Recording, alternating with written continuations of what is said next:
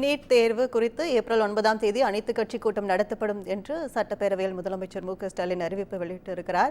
இது குறித்து தங்களின் கருத்துக்களை பதிவு செய்ய அதிமுக முன்னாள் அமைச்சர் ஜெயக்குமார் இணைப்பில் இருக்கிறார். வணக்கம் சார். வணக்கம். நீட் தேர்வு குறித்து ஏப்ரல் 9ஆம் தேதி அனைத்து கட்சி கூட்டம் நடத்தப்படும் அப்படின்னு சட்டப்பேரவையில் தமிழக முதல்வர் சொல்லியிருக்காங்க. இது குறித்து உங்களோட கருத்து என்ன சார்? வணக்கம், ஜெயக்குமார் பேசுறேங்க.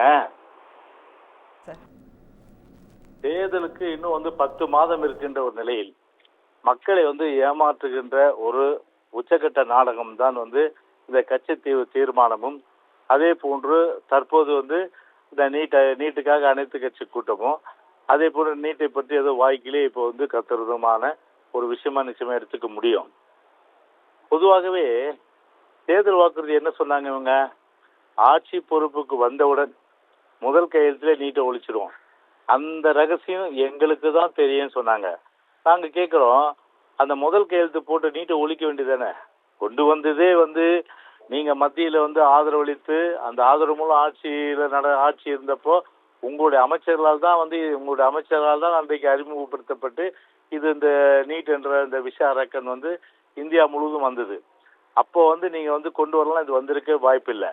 ஆனா தேர்தல் காலத்துல வாய்க்கிலேயே சொல்லிட்டு இதை மாதிரி நாங்க ஆட்சிக்கு வந்த உடனே முழுமையா கையெழுத்து போட்டு இதை ரத்து பண்ணணும்னு சொல்லிட்டு ஊரா உதயநிதி பொறுத்தவரை செங்கலை தூக்கின்னு மக்களை ஏமாத்துற வகையில ஒரு உறுதிமொழி கொடுத்தாரு. இப்ப தமிழ்நாட்டு மக்கள் கேட்கிறாங்க, 4 வருஷம் ஆகுது, அந்த ரகசியம் என்ன? ஒரு கையெழுத்துல போட்டு நீட்டை ஒழிக்கிற ரகசியம் அதை சொல்லி தொலைக்கலாம் தானே இன்னைக்கு கேட்கறாங்க.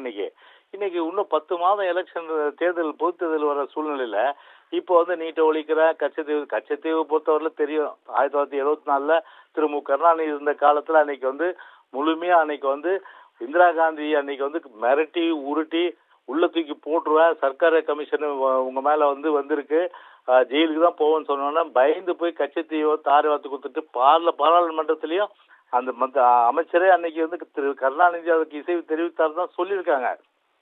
இப்படி முழு உண்மை இப்படி இருக்க அதை மறைக்கின்ற வகையில இன்னைக்கு ஒரு தீர்மானத்தை நிறைவேற்றுறதுன்னா எப்படிப்பட்ட ஒரு மோசடியான ஒரு செயல் என்பதை நிச்சயமா தமிழ்நாட்டு மக்கள் அறிவார்கள்.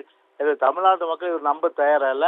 எனவே இந்த அனைத்து கட்சி கூட்டம், இந்த நீட் தேர்வு ஒழிப்பு, இந்த கச்சத்தீவு போன்ற விஷயங்கள்லாம் தமிழ்நாட்டு மக்களை முழுதுமாக ஏமாற்றுகின்ற ஒரு வேலையாகத்தான் நிச்சயமா நம்ம பார்க்க முடியும்.